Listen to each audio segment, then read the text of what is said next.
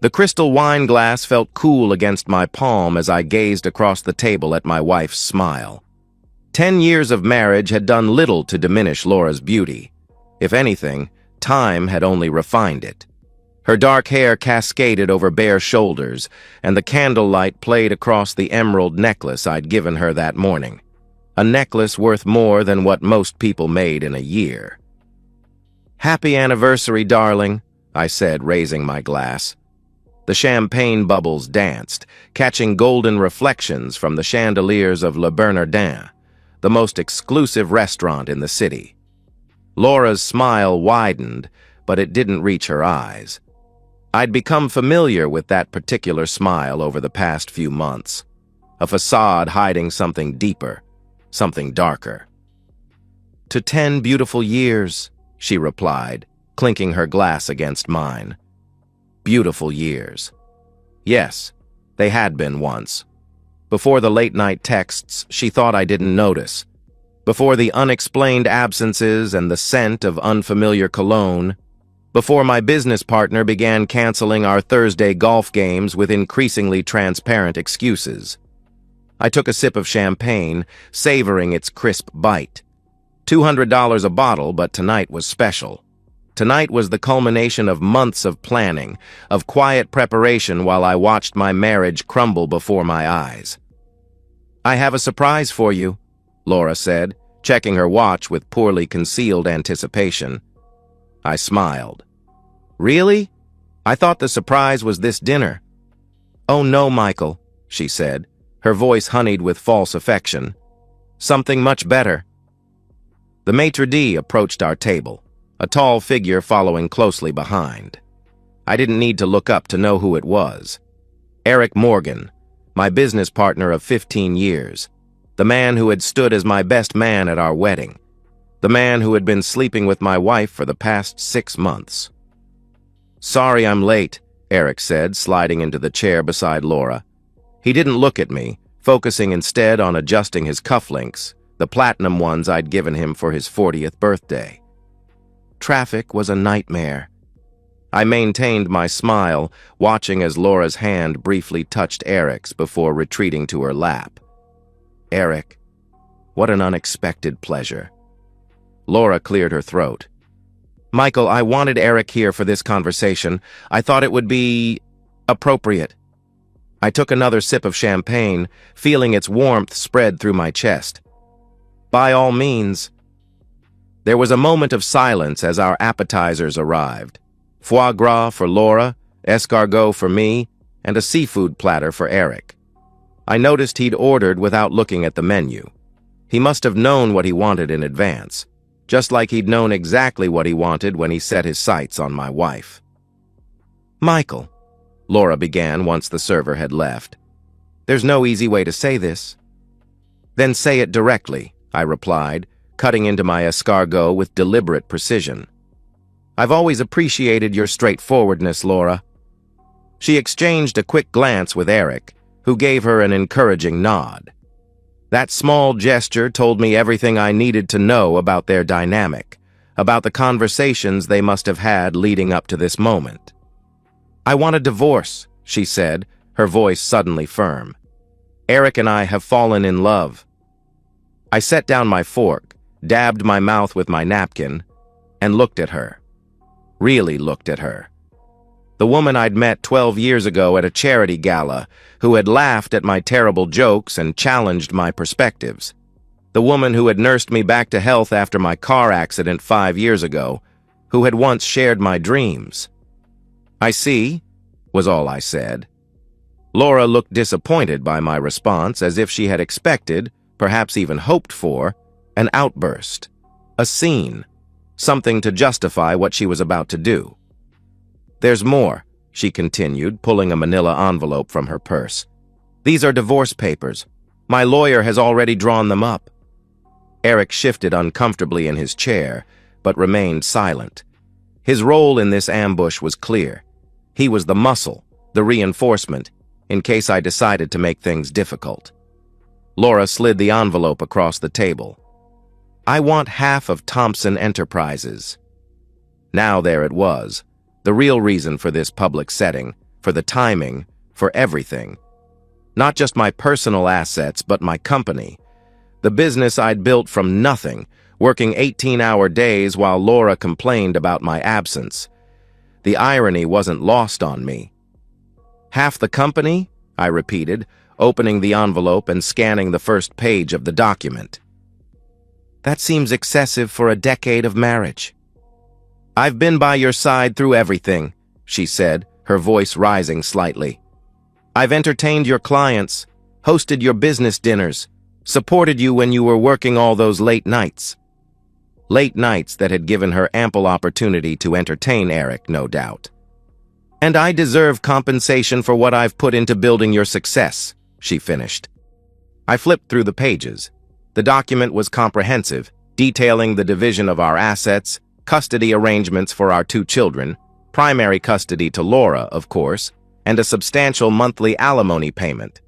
But the crown jewel was the demand for 50% ownership of Thompson Enterprises, the tech company I'd founded before I even met Laura. "Eric will be stepping in as co-CEO," Laura added, as if it were an afterthought. "We think it's best for the company's future." I looked at Eric, who finally met my gaze. "You've been quiet, old friend." He cleared his throat. "This isn't personal, Michael. It's business." I almost laughed. "Sleeping with my wife isn't personal?" Laura interjected. "Don't make this ugly, Michael. Just sign the papers, and we can all move forward with our lives." I stared at the document again, at the stark reality of betrayal laid out in legal terminology. All those months of suspicion confirmed in black and white. The late-night office meetings, the business trips that required both of them to attend, the text messages I'd seen previewed on Laura's phone when she thought I wasn't looking. "And if I refuse?" I asked, already knowing the answer. Laura's expression hardened. "Then we go to court, and everything comes out. Your offshore accounts, the tax shelters, the deal with Meridian Tech that the FTC might find interesting." She leaned forward. "I've kept track of everything, Michael. Every shortcut, every gray area. Sign now and we keep it civil. Refuse, and I'll make sure you lose everything anyway." I studied her face, searching for any trace of the woman I'd married. There was none. Just cold determination and the certainty of someone who believed they held all the cards. "I see you've thought of everything," I said, reaching for my inside pocket. "I learned from the best," she replied. I removed my Mont Blanc pen, another anniversary gift, this one from 5 years ago, and uncapped it. The weight felt substantial in my hand as I signed each page where indicated, my signature flowing across the paper with practiced ease. When I finished, I slid the document back across the table. "There, it's done." Laura looked almost disappointed at my capitulation. Perhaps she had expected more resistance, more drama. She quickly recovered, tucking the document back into her purse. "Thank you for making this easy," she said. "I'll have my assistant collect my things from the house tomorrow." I nodded, raising my glass for one final toast. To new beginnings. We finished our meal in strained silence, the exquisite food turning to ash in my mouth. Not from grief or shock, but from the effort of maintaining my composure, of not revealing my hand too soon. When the bill came, I paid without comment, one final expense in a marriage that had cost me far more than money. As we stood to leave, Laura hesitated. "I am sorry it ended this way, Michael." "Are you?" I asked. "We had good years," she said, not quite meeting my eyes. "Yes," I agreed. "We did." I watched them walk away together, his hand on the small of her back, a gesture that once would have cut me to the quick. Now I felt nothing but a cold, calculating patience, the kind of patience that comes from knowing exactly what lies ahead. The next 2 weeks passed in a blur of activity. Laura moved out, taking only her personal belongings as promised. The children, away at boarding school in Switzerland, were told that their mother and I were taking some time apart. I spoke to them every day, careful to maintain normalcy amid the chaos. On the surface, I appeared to be a man accepting his fate with quiet dignity. I went to the office, attended meetings, signed documents.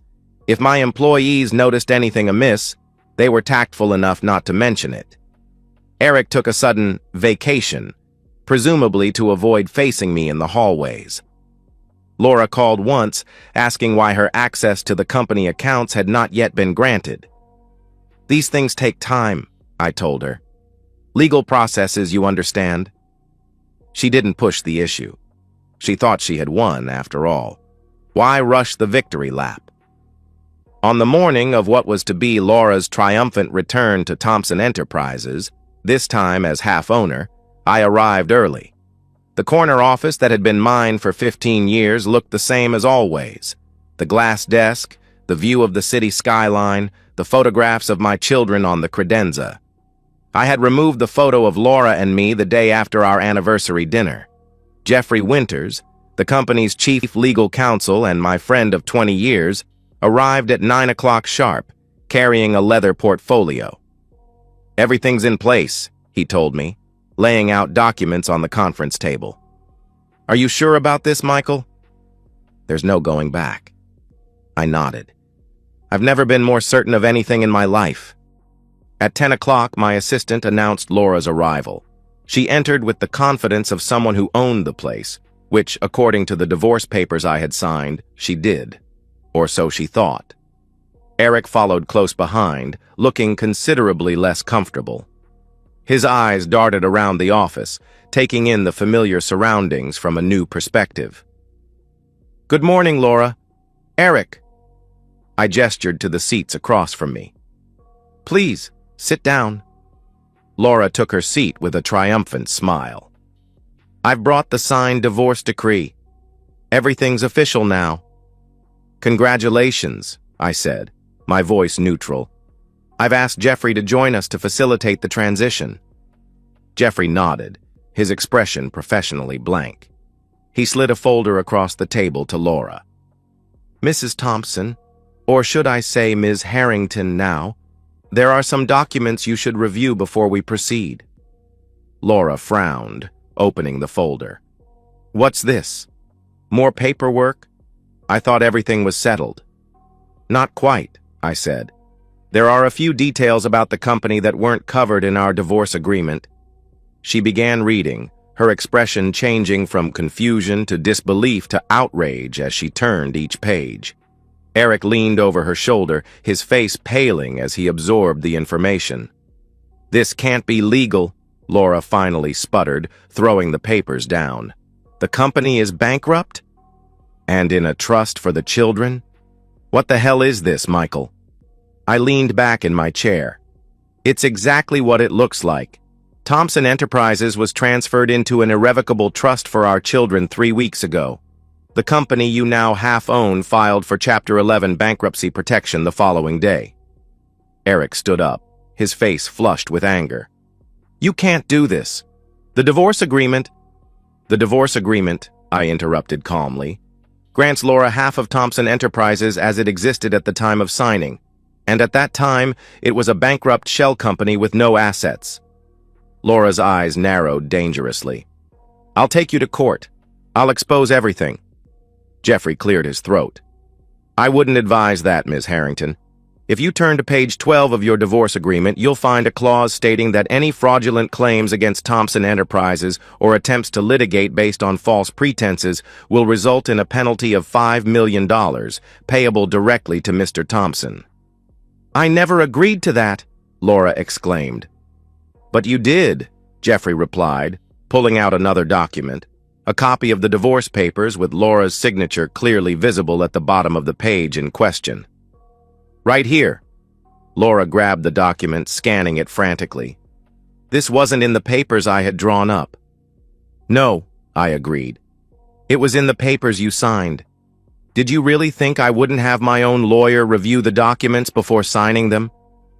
The realization of what had happened began to dawn on her face. The papers she had brought to the restaurant had been replaced with my own version, identical in every way except for the additional clauses hidden within the dense legal text. clauses she had never bothered to read before filing, confident in her victory. "You switched the papers," she whispered. "I protected myself," I corrected her. "Just as you tried to do." Eric sank back into his chair, his face ashen. "What about my position?" "Our agreement." "Your agreement with Laura means nothing," I said, turning to him. "You have no legal standing with this company. In fact, as of this morning, you no longer have any position here at all." I slid another document across the table. "This is notification of your termination, effective immediately. Security will escort you to your office to collect your personal belongings." Eric stared at the paper in disbelief. "You can't fire me. I'm a partner." "You were a partner," I corrected him. "Your partnership agreement included a morality clause. Section 8, paragraph 3, if you'd like to review it. Engaging in an affair with the CEO's wife constitutes a clear violation." Laura stood up, her hands shaking with rage. "This isn't over, Michael. I'll fight this." "You're welcome to try," I replied. "But before you do, you might want to read the final document in that folder." She flipped to the last page, her eyes widening as she scanned its contents. "These are bank statements?" "Correct. Your bank statements, to be precise, showing regular transfers to offshore accounts over the past 6 months, accounts that coincide with certain competitive information being leaked to our rivals." I leaned forward. "Industrial espionage is a federal crime, Laura. One that carries significant prison time." The color drained from her face. "You can't prove anything." "Can't I?" I gestured to the documents. "Those transfers align perfectly with the dates of the leaks, and I have email correspondence between you and representatives from Axiom Technologies discussing company information." This was a bluff. I had no such emails. But Laura's reaction told me everything I needed to know. Her guilty conscience filled in the blanks. "You were setting me up," she whispered, "all this time." "No, Laura, you set yourself up. I merely ensured I wouldn't go down with you." Eric stood again, his lawyer's instincts finally kicking in. "We're leaving. We'll be in touch through our attorneys." "Of course," I said pleasantly. "Jeffrey will be happy to receive any communications." As they turned to leave, I added, "Oh, and Laura? The children will be staying with me full-time now. The trust stipulates that any guardian must be employed or financially stable, given your current situation." The look she gave me could have frozen hell itself, but beneath the hatred, I saw something else. Fear. The realization that she had gambled everything on a plan that had catastrophically backfired. "Goodbye, Laura," I said as the door closed behind them. Jeffrey waited until they were gone before speaking. "That went about as expected." I nodded, feeling a hollow victory. "Have security clear out Eric's office and change all the access codes immediately." "Already done," he assured me. "What about the children? Do they know yet?" I shook my head. "I'm flying to Switzerland next week to tell them in person. They deserve that much." Jeffrey gathered his papers, hesitating before asking, "Was it worth it, Michael? All of this?" I looked out the window at the city below, thinking of the life I had built and nearly lost. It wasn't about worth, Jeffrey. It was about justice. After he left, I sat alone in my office, surrounded by the empire I had protected. The victory felt both complete and empty. I had won, yes, but at the cost of discovering the true nature of the people I had trusted most, people I had loved. I picked up the phone and dialed a familiar number. "Dr. Sullivan's office," a voice answered. "This is Michael Thompson. I'd like to schedule an appointment for grief counseling." The receptionist paused. "I'm sorry for your loss, Mr. Thompson. When would you like to come in?" I looked at the empty chair where my wife had sat just minutes before. "As soon as possible." 6 months later, I stood in the doorway of our Swiss chalet, watching as Emma and James played in the snow. My 13-year-old daughter was attempting to teach her 10-year-old brother how to build the perfect snowman, their laughter carrying across the pristine white landscape. The divorce had been finalized without further incident. After consulting with her own lawyers, Laura had realized the futility of fighting my countermeasures. The evidence of her industrial espionage, which had indeed been real, though not as extensive as I had implied, was enough to ensure her cooperation. She had settled for a modest alimony payment and visitation rights with the children, rights she exercised irregularly at best. Last I heard, she was living in a small apartment in the city, working for a competing firm at a fraction of her expected salary. Eric had moved to the West Coast, his reputation in our industry effectively destroyed. The new Thompson Enterprises, legally restructured after emerging from strategic bankruptcy, was thriving. The trust ensured that my children's future was secure, while allowing me to continue running the company I had built. The betrayal had cost me, but not everything. My phone buzzed with a text message. Dr. Sullivan checking in after our last session. Remember what we discussed. Healing isn't linear. I smiled slightly, typing back, "One day at a time." Emma waved from the yard, her face flushed with cold and excitement. "Dad, come see our snowman!" I slipped the phone back into my pocket and stepped out into the snow. The bitter cold felt cleansing somehow, a reminder that even the harshest winters eventually give way to spring. "Coming, sweetheart," I called back, walking toward my children, the only true wealth I had ever possessed. As I helped them put the finishing touches on their lopsided snowman, I realized that Laura had been wrong about one fundamental thing. Success wasn't measured in company shares or corner offices. It was measured in moments like these, moments of genuine connection, of trust that remained unbroken. "What should we name him?" James asked, adjusting the carrot nose. "How about Phoenix?" I suggested. Emma looked thoughtful. "The bird that rises from the ashes?" I nodded, surprised by her knowledge. "Exactly. Sometimes the best things come after everything has burned away." She smiled, leaning against me in a spontaneous hug. "I like that, Dad." Over their heads, I gazed at the mountains in the distance, their peaks solid and unchanging against the clear blue sky. Like those mountains, I had weathered the storm, remaining standing when the clouds cleared. Not unscathed, certainly, but unbroken.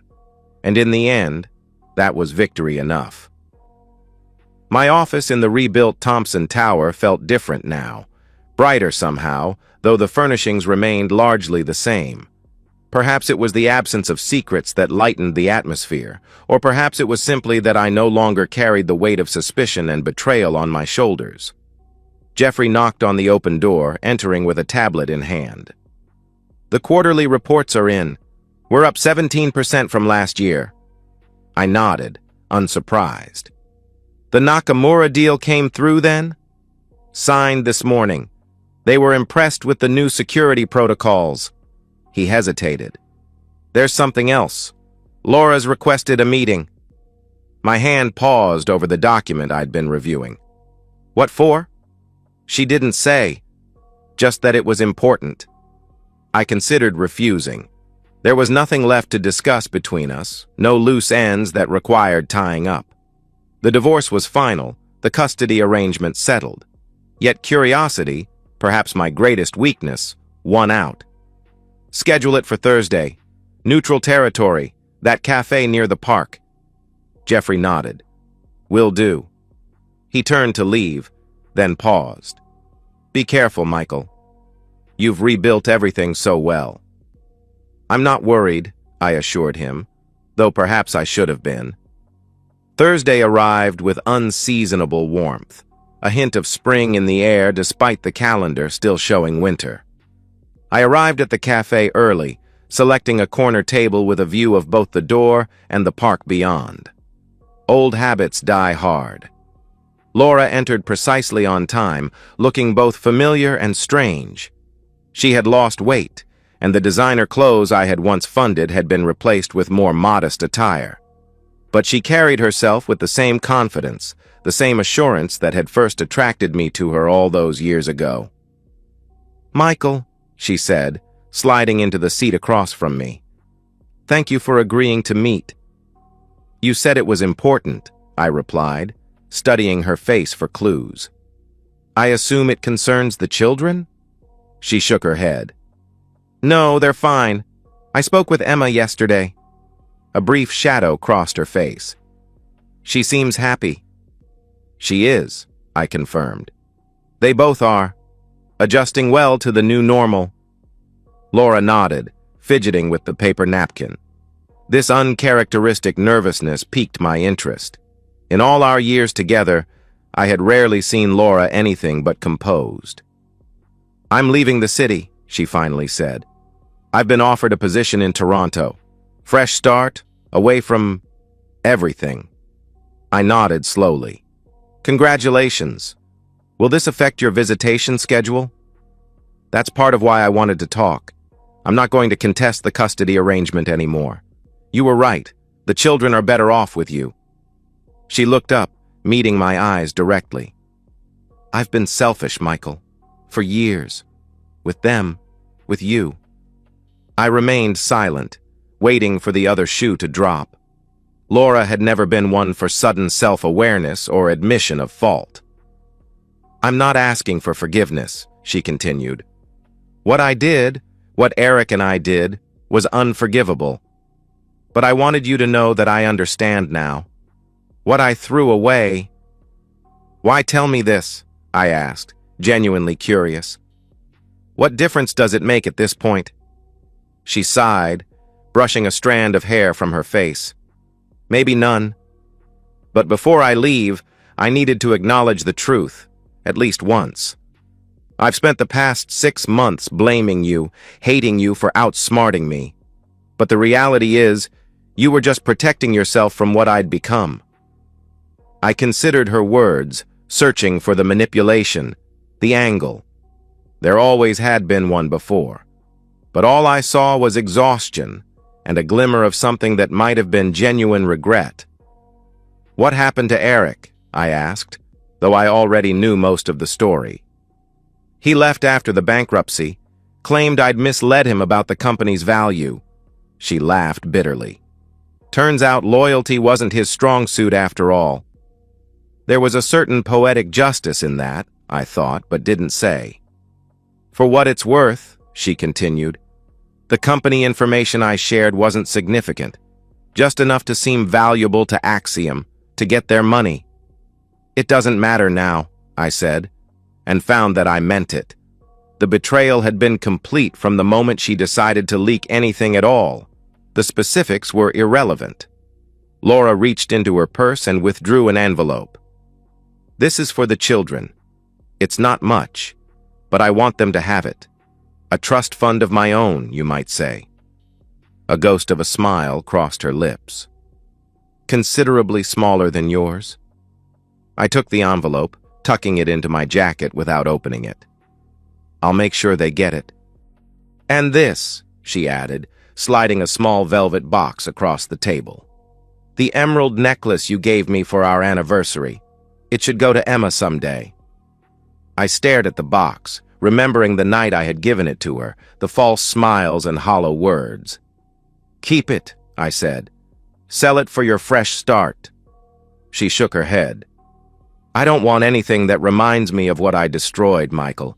Please take it." After a moment's hesitation, I pocketed the box as well. "Is that all?" Laura seemed to deflate slightly, perhaps hoping for a different reaction. "Yes, that's all." I stood, laying enough cash on the table to cover both our untouched coffees. "Good luck in Toronto, Laura." She looked up at me, her eyes suddenly bright with unshed tears. "Do you think you'll ever be able to trust anyone again? After what I did?" The question caught me off guard, not because of its content, but because of its apparent sincerity. For a moment, I saw the woman I had fallen in love with, the woman who had once cared about my well-being, before ambition and greed had corroded her character. I trust my children, I said after a moment's consideration. I trust Jeffrey and a few others who stood by me. As for the rest, I shrugged. Time will tell. She nodded, accepting my answer. Goodbye, Michael. Goodbye, Laura. As I walked out of the cafe and into the bright afternoon, I felt a strange sense of closure. Not forgiveness. She had been right about that being impossible, but perhaps the beginning of moving beyond the bitterness that had driven me for so long. My phone rang as I reached my car. Emma's school, according to the caller ID. Mr. Thompson, this is Mrs. Winters from the academic committee. We wanted to let you know that Emma has been selected as a finalist for the National Science Competition. Her project on sustainable energy sources impressed the entire panel. I smiled, pride replacing the hollow feeling the meeting with Laura had left. That's wonderful news. When is the ceremony? Next month in Washington, D.C. Will you be able to attend? Absolutely, I said without hesitation. I wouldn't miss it for the world. After ending the call, I sat in my car for a moment, thinking about the future rather than the past. About Emma's bright mind and James's kind heart. About the company that would someday be theirs, secure and thriving. Laura had sought to take everything from me, yet in the end, she had taken nothing that truly mattered. The betrayal had changed me, certainly, hardened me in some ways, opened my eyes in others. But it hadn't broken me. I started the engine, turning toward home, my real home, not the empty mansion Laura and I had once shared, but the warm, chaotic apartment where my children and I had built a new life together. The emerald necklace sat heavy in my pocket, a reminder of what had been lost. But as I drove away from the cafe, I found myself thinking not of Laura's betrayal, but of Emma's eyes lighting up when she talked about her science project, of James's laughter as he built a lopsided snowman. Some losses, I realized, make room for greater gains. Some endings pave the way for better beginnings. And sometimes, the most complete revenge isn't about making others suffer, but about ensuring they can't prevent you from thriving. I took the long way home, enjoying the unexpected warmth of the winter afternoon, planning the trip to Washington in my mind, planning for a future that, despite everything, looked brighter than I could have imagined on that fateful anniversary night. A future that was mine, and mine alone, to shape. And so, we've reached the end of today's story. Was it what you expected, or did it take a twist you didn't see coming? I'm curious to hear your thoughts. Share them in the comments below, and let's get a conversation going. If this story kept you hooked, make sure to hit that like button. And if you're new here or just haven't subscribed yet, now's the perfect time to join our community. I bring you fresh, captivating stories every day, so click that subscribe button and turn on notifications so you never miss out. Thanks for watching, and I'll see you in the next one.